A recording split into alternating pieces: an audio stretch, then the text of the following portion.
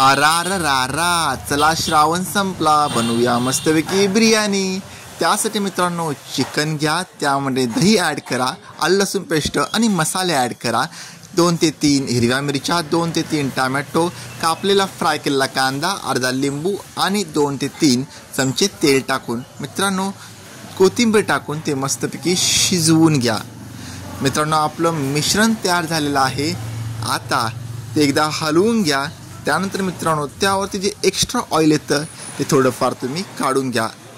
मित्रांनो ते extra oil काढून घेतल्यानंतर आता आपण लावूया त्यावर लेयर। बिर्याणी राईस मस्तपैकी शिजवून घ्या, त्यानंतर तो राईस लेयरसाठी वापरा। त्यानंतर आपण जे एक्स्ट्रा ऑइल काढलेलं आहे ते टाकून घ्या। जर तुम्हाला कलर हवे असेल तर कलरसुद्धा ॲड करू शकता। त्यानंतर फ्राय केलेला कांदा आणि कोथिंबीर टाकून मस्तपैकी दम द्या। मित्रांनो ही झाली तुमची दम बिर्याणी तयार।